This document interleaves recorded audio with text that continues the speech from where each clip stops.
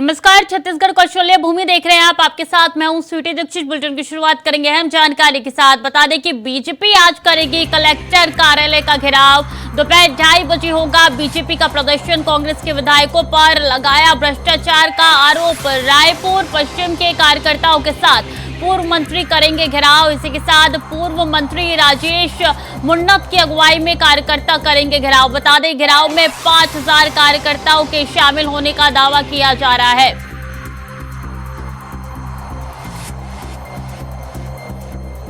तो रायपुर पश्चिम के कार्यकर्ताओं के साथ पूर्व मंत्री करेंगे घेराव। बता दें कि बीजेपी आज करेगी कलेक्टर कार्यालय का घेराव और दोपहर 2:30 बजे ये घेराव होने जा रहा है। बीजेपी प्रदर्शन करेगी। दोपहर 2:30 बजे का वक्त बताया जा रहा है जब ये प्रदर्शन बीजेपी की तरफ से किया जाएगा। कांग्रेस के विधायकों पर लगाया गया है भ्रष्टाचार का आरोप और इसी को लेकर कलेक्टर कार्यालय का घेराव करेगी बीजेपी। बीजेपी के तमाम यहाँ पे कार्यकर्ता मौजूद होंगे घेराव करने के लिए। और बताया जा रहा है रायपुर पश्चिम के कार्यकर्ताओं के साथ पूर्व मंत्री भी इस घेराव में शामिल होंगे। पूर्व मंत्री राजेश मुन्नत की अगुवाई में कार्यकर्ता करेंगे घेराव। घेराव में बता दें कि 5000 कार्यकर्ताओं की संख्या बताई जा रही है जो कि इसमें शामिल होंगे। तो 2:30 बजे का वक्त है जब बीजेपी का प्रदर्शन होने जा रहा है। बीजेपी आज करेगी कलेक्टर कार्यालय का घेराव और ऐसे में 5000 की संख्या में यहाँ पे कार्यकर्ता पहुंचेंगे। बीजेपी के यहाँ पे पूर्व मंत्री भी पहुंचेंगे कार्यकर्ता के साथ घेराव करने के लिए। कांग्रेस के विधायकों पर भ्रष्टाचार का आरोप लगा है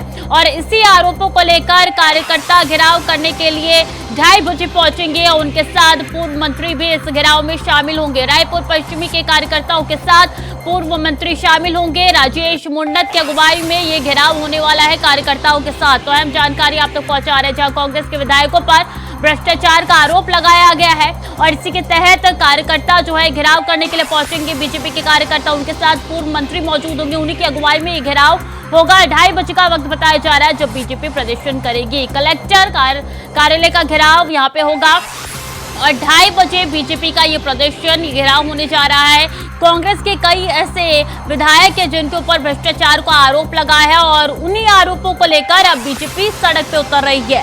और बता दें कि कलेक्टर कार्यालय का घेराव बीजेपी की तरफ से किया जाएगा 2:30 बजे और उनकी अगुवाई जो है पूर्व मंत्री राजेश मुन्नत करेंगे।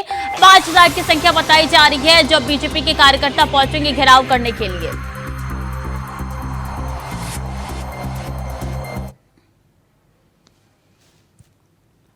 इसी खबर पर ज्यादा जानकारी के साथ चित्रा पटेल हमारे साथ जुड़ चुकी है। चित्रा, क्या कार्यकर्ता इकट्ठा होना शुरू हो चुके हैं? देखिए, भारतीय जनता पार्टी राज्य सरकार को जो है कई मुद्दों को लेकर जो घेरने की तैयारी चल रही है। लगातार जो है राज्य सरकार पर हावी हो रही है भारतीय जनता पार्टी विपक्ष दल के नेता। आज जो है 2:30 बजे पूर्व मंत्री राजेश मुन्नत जो है राजधानी रायपुर शहर के जो है विकास को लेकर रोड नाली पानी जैसे कई मुद्दों को लेकर जो है राज्य सरकार को घेरने के लिए एकात्म भवन भाजपा कार्यालय से पैदल मार्च से जो है कलेक्टर कार्यालय पैदल मार्च से कलेक्टर कार्यालय जाएंगे, वहां पर ज्ञापन सौंपेंगे। जी, कहा यह जा रहा है पूर्व मंत्री की अगुवाई में घेराव होने जा रहा है। 2:30 बजे का वक्त बताया जा रहा है ना, आपसे तकरीबन 60 मिनट का वक्त बचा है घेराव के लिए। देखिए, छत्तीसगढ़ में आगामी विधानसभा 2023 और 2024 में होना है। 2023 में विधानसभा का चुनाव होगा, 2024 में लोकसभा चुनाव होगा।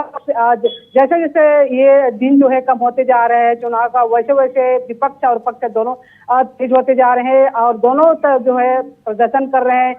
पक्ष जो है केंद्र सरकार पर आरोप लगाते हुए प्रदर्शन कर रही है, तो वही जो है राज्य में विपक्ष भारतीय जनता पार्टी सहित अन्य दल भी जो है राज्य सरकार को घेरने के लिए पूरी तैयारी में है। कितने विधायक ऐसे कांग्रेस के बताए जा रहे हैं जिनको पर भ्रष्टाचार के आरोप लगाए गए हैं? देखिए, राज्य विपक्ष जो है कई मुद्दों को लेकर राज्य सरकार पर कई आरोप लगा रहे हैं। वही के स्वाभाविक है कि विपक्ष में तो आरोप लगाना निश्चित है।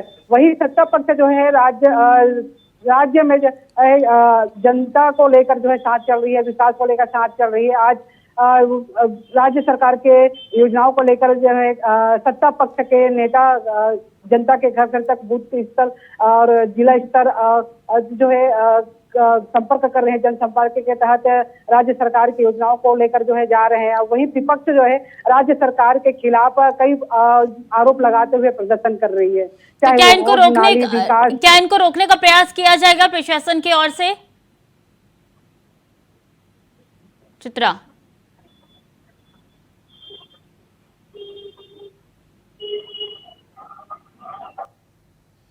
बने रहिए चित्रा हमारे साथ, अगली खबर में भी आपका रुख करेंगे। तो बता दें, बीजेपी आज करेगी कलेक्टर कार्यालय का घेराव और 5000 की संख्या बताई जा रही है कार्यकर्ताओं की, जो कि पहुंचेंगे घेराव करने के लिए।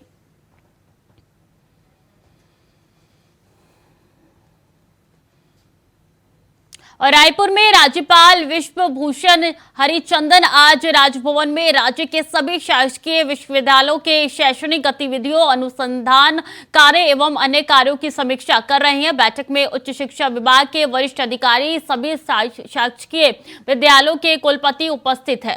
बैठक में राष्ट्रीय शिक्षा नीति 2020 के क्रियान्वयन की स्थिति, नेक विश्वविद्यालयों और संबंध में महाविद्यालयों के मूल्यांकन की स्थिति पर चर्चा की जा रही है। साथ ही बैठक में उच्च शिक्षा की गुणवत्ता को बढ़ावा देने के लिए भी विश्वविद्यालय और अन्य उच्च शैक्षणिक संस्थानों के मध्य हुए एमओयू, अकादमिक सत्र के पालन, परीक्षाओं एवं परिणाम के समय जारी करने के संबंध में एवं विवि द्वारा कराए गए विशेष अनुसंधान, नवाचार आदि की जानकारी ली जा रही है। लगातार हमारे साथ चित्रा पटेल बनी हुई है। चित्रा, ये उच्च स्तरीय बैठक हो रही है, क्या कुछ जानकारी इस बैठक से जुड़ी हुई आपके पास है? देखिए, राज्यपाल जो है अपने राजभवन में कुलपतियों का जो है बैठक ले रहे हैं, समीक्षा ले रहे हैं। इसमें राष्ट्रीय शिक्षा नीति 2020 की क्रियान्वयन को लेकर, ग्रेडिंग को लेकर जो है समीक्षा बैठक ले रहे हैं और रिक्त पदों की स्थिति को लेकर बैठक ले रहे हैं। कुलपति जो है, सभी विद्यालय के कुलपति मौजूद थे इस बैठक में। किस तरह से रैंक को लेकर जो है, मूल्यांकन को लेकर समीक्षा ले रहे हैं। पिछले समय भी उस समय राज्यपाल अनुसुईया उनके थे, अब उसके बाद जो है अभी वर्तमान में राज्यपाल नए आ चुके हैं जो हरिशंकर चंद्र जी है, और वे आज शिक्षा नीति को लेकर बैठक ले रहे हैं। उनकी पहली शिक्षा नीति को लेकर बैठक होगी और किस तरह से छत्तीसगढ़ में क्रियान्वयन हो रहा है उसको लेकर समीक्षा ली जा रही है।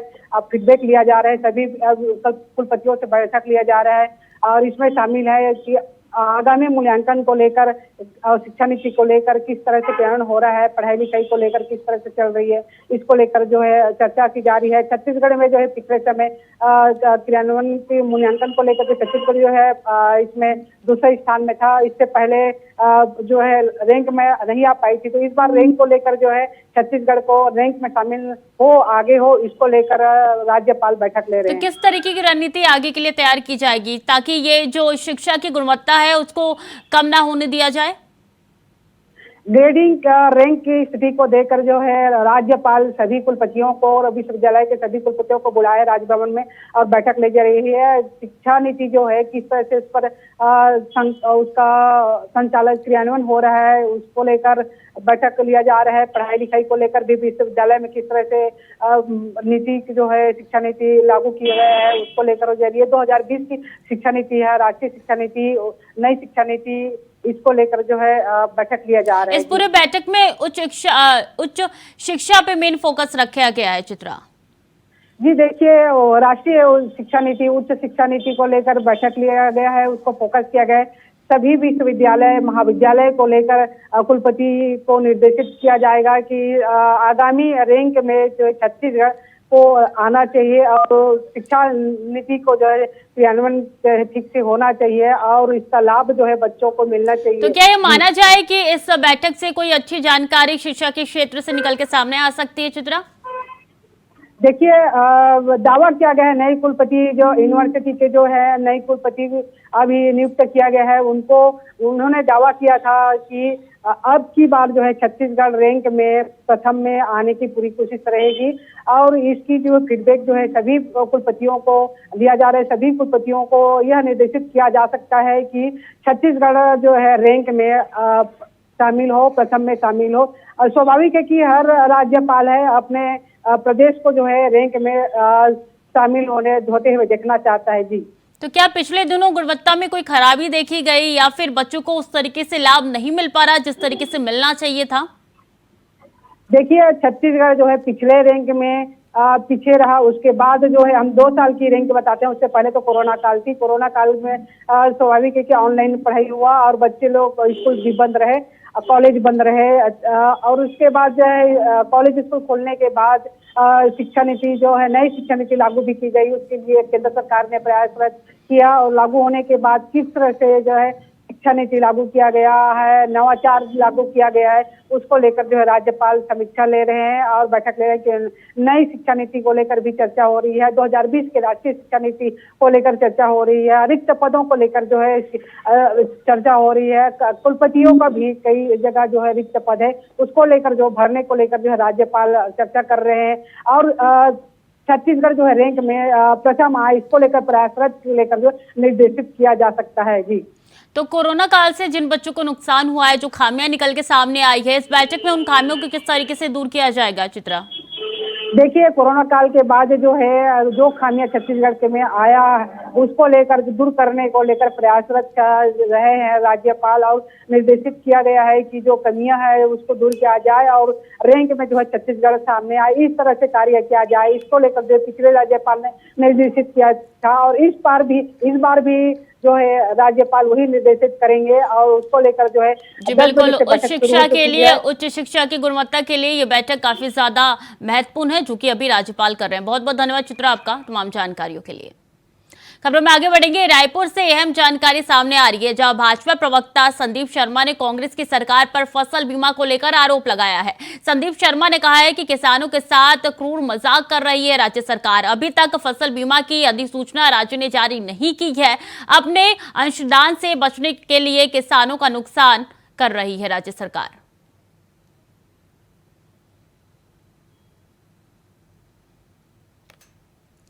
आज 25 जुलाई है और आज दिनांक तक से हमारे फसल बीमा का अधिसूचना छत्तीसगढ़ की भूपेश सरकार ने जारी नहीं किया है। जितनी भी केंद्र की योजनाएं हैं, उन योजनाओं को यह राज्य जो है घोषित नहीं कर रही है, केवल अपने अंशदान से बचने के लिए। और ऐसा करके प्रदेश के आम जनों का, किसानों का, गरीबों का घोर जो है नुकसान करने पर यह सरकार आमादा है। इसी तरह से इस सरकार ने पिछले जो हमारी खरीफ की फसलें हैं, उन खरीफ की फसलों की फसल कटाई प्रयोग की भी कोई रिपोर्ट आज तक जो है सार्वजनिक पटल पर नहीं आया है। इसके कारण खरीफ की फसल के जो बीमा मिलना चाहिए किसानों को, खास करके जो चना की फसलों को ओलावृष्टि से नुकसान हुआ है, उसका भी लाभ प्रदेश के किसानों को मिल रहा है। और बीजेपी प्रदेश की ओर से प्रेस कॉन्फ्रेंस किया गया। बीजेपी एमएलए सौरभ सिंह ने इस दौरान गोबर खरीदी को लेकर सरकार पर भ्रष्टाचार के आरोप लगाए हैं। उन्होंने कहा कि सरकार ने 246 करोड़ का गोबर खरीदा है, लेकिन 229 करोड़ के गोबर खरीदी का सरकार के पास कोई जवाब नहीं है और ना ही सामान और स्टॉक की जानकारी दे रही हैं, ना ही वर्मी कंपोस्ट खाद में कौन से लैब में बनाए गए हैं इसकी जानकारी है।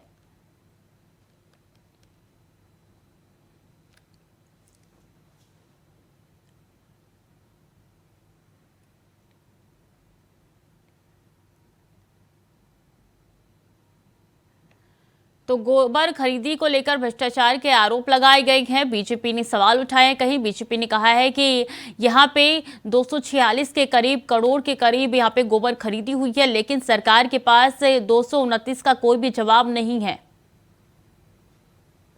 धन न्याय योजना के अंतर्गत उन्होंने 246 करोड़ का गोबर खरीदा।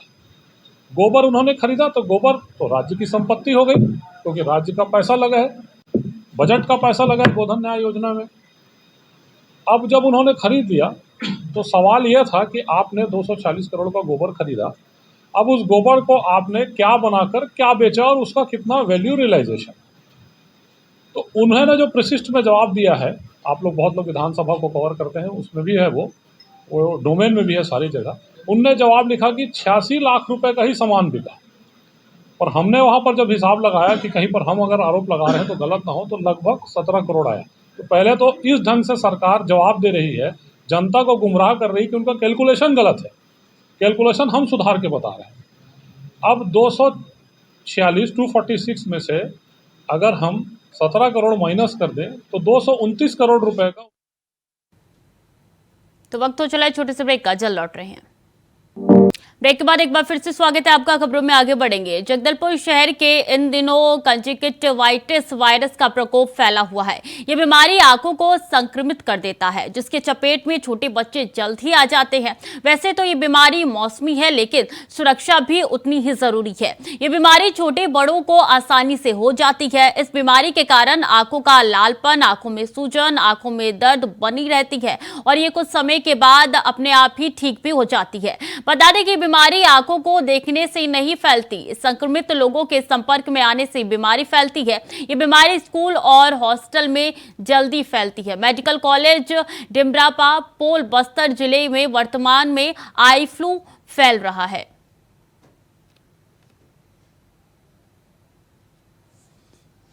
बारिश के मौसम में आई फ्लू, जो नॉर्मल भाषा में इसको हम लोग आँख आना बोलते हैं, अभी ये जनरली इसको वायरल कंजक्टिवाइटिस है। ये नॉर्मली जैसे स्प्रेड होता है, अगर किसी को आँख आया है तो रुमाल, किसी का टॉवल या उसका ग्लासेस या उसका पेन शेयर नहीं करना है, क्योंकि आई फ्लू कॉन्टेक्ट से फैलता है, देखने से नहीं होता है।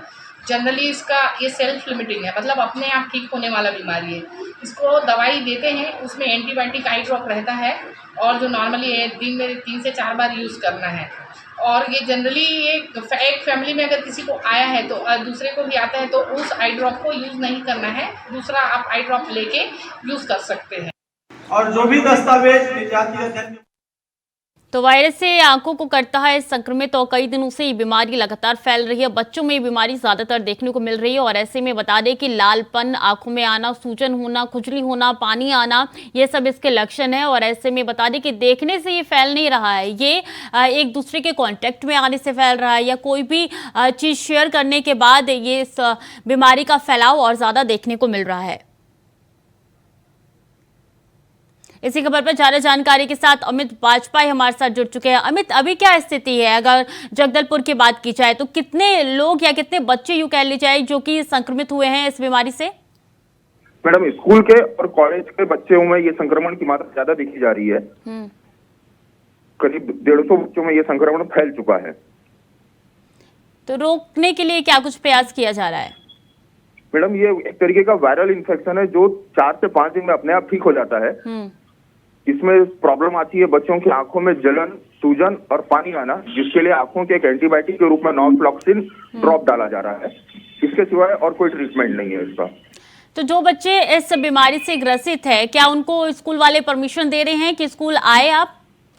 जी मैडम, वो गॉगल्स पहन के स्कूल अटेंड कर सकते हैं, क्योंकि ये बीमारी आंखों में देखने से और संपर्क में आने से फैल रही है। अगर वो गॉगल्स पहने हुए हैं तो आंखों में का इन्फेक्शन फैल नहीं रहा है। लेकिन संपर्क में तो स्कूल के बच्चे तभी भी आएंगे ना, तब तो ये बीमारी और ज्यादा फैल जाएगी।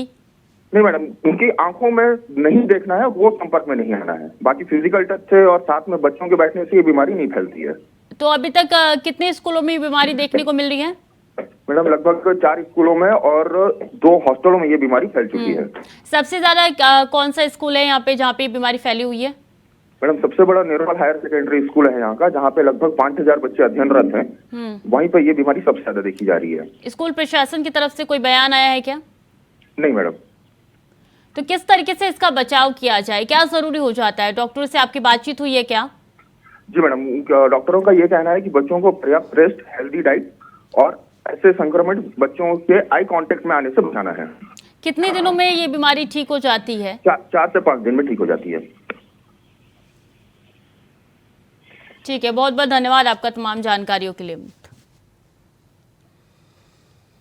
और विधानसभा का चुनाव जैसे जैसे करीब आ रहा है, बैठकों का दौर शुरू होते हुए नजर आ रहा है। इसी को देखते हुए एक बैठक रजवार समाज ने भी बुलाई थी, जिसमें उन्होंने सर्वसम्मति से प्रस्ताव पास कर एक बड़ा फैसला लिया है, जो कि माना जा रहा है कि इस बार के चुनाव में अहम भूमिका निभा सकता है। बता दें कि अगर उनके समाज को अनुसूचित जाति की श्रेणी में शामिल कर लिया जाता है तो होने वाले विधानसभा चुनाव में पूरा समाज भाजपा के पक्ष में मतदान करेंगे। वही ऐसा नहीं होता है तो पूरा समाज कांग्रेस पार्टी का प्रचार करने में उनको समर्थन देगा। इस फैसले के बाद से भाजपा और कांग्रेस दोनों ही पार्टियों में खलबली मची हुई है, क्योंकि तीनों विधानसभा सीटों में रजवार समाज के वोटरों की संख्या काफी ज्यादा है। ऐसे में केंद्र सरकार की तरफ रजवार समाज आशा की टकटकी लगाए हुए बैठा हुआ है। वो तो सही बात है कि अगर हमारा ये मांग बीजेपी केंद्र सरकार को पास करता है तो बीजेपी को समर्थन करेंगे पूरे जाट जाति, वो तो सत्य है। अगर नहीं आती तो फिर दूसरे पार्टी को सामाजिक कार्रवाई, खैर वो तो बाद की बात है, बशर्ते वो हालांकि छप गया छपने के लिए कि कार्रवाई किया जाएगा, लेकिन वो बाद की बात है, क्या निर्णय लेंगे वो उस समय। बलौदाबाजार से खबर आ रही है जिसमें जिले के निर्माणाधीन अल्ट्राटेक सीमेंट के कुकुर्दी प्लांट में बड़ा हादसा हो गया है। बता दें कि एक मजदूर के ऊपर लोहे की रॉड गिरने से वो गंभीर रूप से घायल हो गया। आनंद फानन में अस्पताल ले जाया गया तो अस्पताल में इलाज के दौरान उसकी मौत हो गई। जानकारी देने के मृतक पश्चिम बंगाल का रहने वाला है जिसका नाम कार्तिकेय उराव बताया जा रहा है। निर्माणाधीन अल्ट्राटेक सीमेंट में एक ही माह में दूसरी एक घटना बताई जा रही है और दोनों घटना में एक एक मजदूरों की जान चली गई है। घटना के बाद श्रमिकों ने कंपनी में हड़ताल कर दी है। स्थानीय पुलिस बल की कंपनी की तरफ से उन्होंने घेराव कर लिया है और मृतक के शव को पश्चिमी बंगाल भेजने की तैयारी में जुट गए हैं।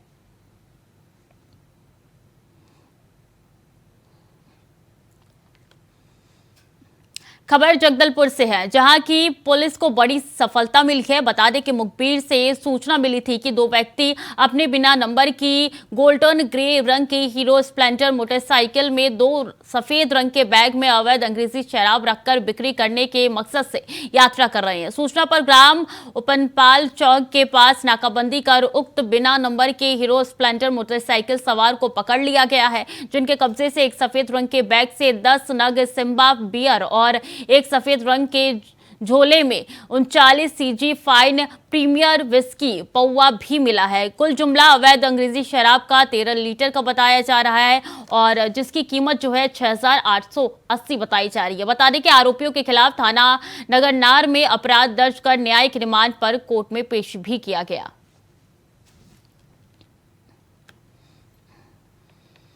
तो फिलहाल के लिए बुलेटिन में इतना ही। खबरें लगातार जारी है, देखते रहिए इंडिया वॉइस।